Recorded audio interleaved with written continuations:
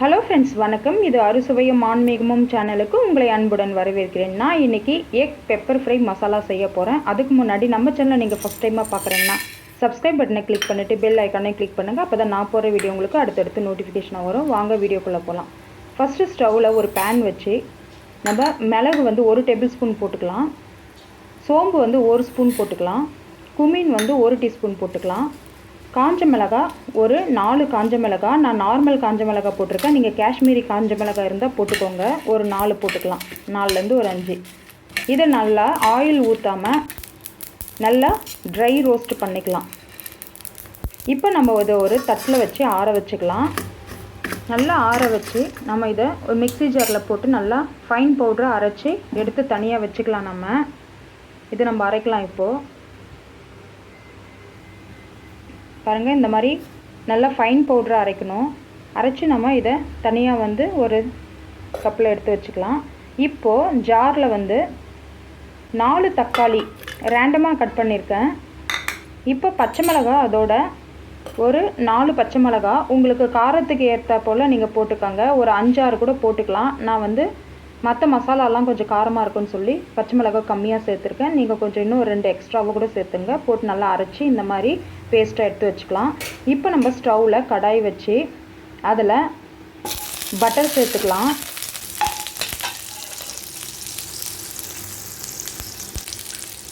Butter நல்லா melt ஆனதும் நான் ஆனியனை ஒரு ரேண்டமாக ஸ்லைஸாக கட் பண்ணியிருக்கேன். ஒரு வெங்காயத்தை கட் பண்ணி நம்ம இந்த மாதிரி போட்டுக்கலாம். ஸ்லைஸாகவும் கட் பண்ணிக்கலாம்னா மெலிசாக இருக்கணும். இப்போ இது கொஞ்சம் வதங்கினதும் நம்ம முட்டையை வேக வச்சு அதை 2 கட் பண்ணி நான் எடுத்து வச்சுருக்கேன். அந்த முட்டையை நம்ம கவுத்து போட்ட மாதிரி நம்ம தவாவில் வச்சுக்கலாம். அங்கங்கே இதை நல்லா இப்படி அழுத்தி விட்டுட்டு இப்போ இதில் நம்ம அரைச்சி வச்சோம் இல்லைங்களா, அந்த மசாலாவை கொஞ்சம் தூவி விட்டுடலாம். இது கூடவே கொஞ்சம் உப்பும் சேர்த்துக்கோங்க. நல்லா தூவின மாதிரி சேர்த்துக்கோங்க. உப்பு ரொம்ப அதிகமாக சேர்த்துடாதீங்க, சும்மா லைட்டாக சேருங்க. நல்லா இதை வறுத்து எடுத்துக்கலாம். கொஞ்சம் நல்லா அந்த கவுத்து போட்ட இடத்தெல்லாம் கொஞ்சம் நல்லா பொன்னிறமாக வரணும். அவ்வளோதாங்க. இதை வறுத்து நம்ம இதை தனியாக நம்ம எடுத்து வச்சுக்கலாம். இப்போ ஸ்டவ்வில் கடாய் வச்சு எண்ணெய் ஒரு 2 டேபிள் ஸ்பூன் எண்ணெயை ஊற்றிக்கலாம். இப்போ வெங்காயம் போட்டுக்கலாம்.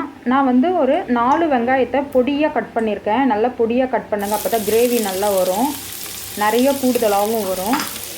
4 வெங்காயத்தை பொடியாக கட் பண்ணி இந்த மாதிரி நம்ம எண்ணெயில் போட்டு வதக்கிக்கலாம். இது நல்லா வதங்கணும். வதங்கின பிறகு இது கூடவே இஞ்சி பூண்டு பேஸ்ட்டு போட்டுக்கலாம்.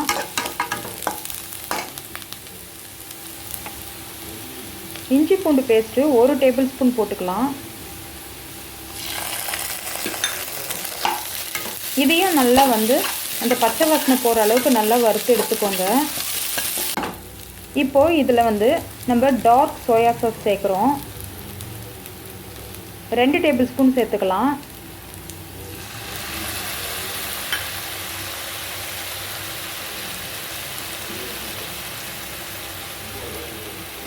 இதையும் நல்லா நம்ம வெங்காயத்தோடு நல்லா வதக்கி விட்டுக்கலாம். இப்போ இது கூடவே நம்ம தேவையான அளவுக்கு உப்பு சேர்த்துக்கலாம். உப்பு நான் 1/2 டேபிள் ஸ்பூன் போட்டிருக்கேன். உங்களுக்கு தேவையான அளவுக்கு உப்பு சேர்த்துக்கோங்க. ஏற்கனவே நம்ம முட்டையில் சேர்த்துருக்கோம். இது கிரேவிக்காக. இப்போ நம்ம அரைச்சி வச்ச தக்காளி பச்சை மிளகாய் இருக்குது இல்லைங்களா, அந்த பேஸ்ட்டை இப்போது நம்ம சேர்த்துக்கலாம். சேர்த்து நல்லா வதக்கி விட்டுக்கோங்க. நல்லா ஓரளவுக்கு அந்த தக்காளி எல்லாம் வதங்கி வரணும். இந்த மாதிரி கொஞ்சம் நல்லா மஞ்சள் கலரில் மாறும், ஆரஞ்சு கலராக. இப்போ இந்த ஸ்டேஜில் நம்ம மஞ்சத்தூள் போட்டுக்கலாம். ஒரு 1/4 டேபிள் ஸ்பூன் மஞ்சத்தூள். தனியாத்தூள் ஒரு 1/2 டீஸ்பூன் போட்டுக்கலாம். இப்போ மிளகாய்த்தூள் சேர்த்துக்கலாம். நீங்கள் காஷ்மீரி மிளகாய்த்தூள் சேர்த்துக்கோங்க, 1/2 ஸ்பூனு. கிரேவிக்கு நல்லா கலர் கொடுக்கும். இப்போ நம்ம அரைச்சி வச்ச அந்த பெப்பர் மசாலா இருக்குது இல்லைங்களா, அந்த மசாலாவை ஒரு 1/2 டேபிள் ஸ்பூன் போட்டுக்கலாம்.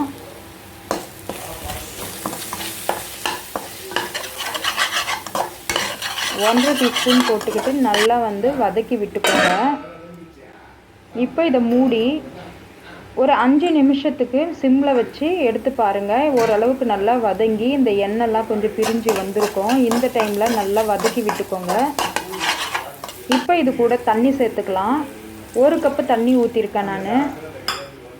அப்போ கிரேவி கொஞ்சம் நல்லா வரும். உங்களுக்கு இன்னும் கொஞ்சம் கிரேவி தண்ணியாக வேணும்னா இன்னும் கொஞ்சம் எக்ஸ்ட்ரா தண்ணியாக நீங்கள் கடைசியாக கூட சேர்த்துக்கோங்க, கிரேவியோட கன்சிஸ்டன்சி பார்த்து. இப்போ இதை நம்ம தட்டு போட்டு மூடி ஒரு 10 நிமிஷம் லோ ஃப்ளேமில் வச்சுக்கலாம். இப்போது தட்டை எடுத்து பாருங்கள், நல்லா எண்ணெய் பிரிஞ்சு வந்திருக்கும். கிரேவி சூப்பராக ரெடி ஆகிருக்குது. இந்த ஸ்டேஜ் தான் கரெக்டான ஸ்டேஜு. இப்போ நல்லா அதை கலரி விட்டுக்கோங்க. நல்லா ஒரு நிமிஷம் கலரி நல்லா வதக்கி விட்டுட்டு இப்போ நம்ம தனியாக வறுத்து வச்சுருக்கோம் இல்லைங்களா முட்டை மசாலா, அந்த முட்டையை இதில் போட்டு நல்லா கலரி விட்டுக்கலாம். அவ்வளோதான், இந்த ஸ்டேஜ் கரெக்டாக இருக்கும். நல்லா எல்லாமே முட்டை மேலே பாடுற அளவுக்கு நல்லா கலரி விட்டுக்கோங்க. லைட்டாக மெதுவாக கலரி விடுங்க, முட்டை உடஞ்சிரும். இந்த ஸ்டேஜில் கொத்தமல்லி தழை போட்டு நல்லா கலரி விட்டு மூடி வச்சுக்கலாம். ஒரு கைப்பிடி அளவுக்கு கொத்தமல்லி தழை பொடியாக கட் பண்ணி போட்டுங்க. இப்போ இதை கலரி விட்டு ஒரு 5 நிமிஷம் மூடி வச்சுக்கலாம்.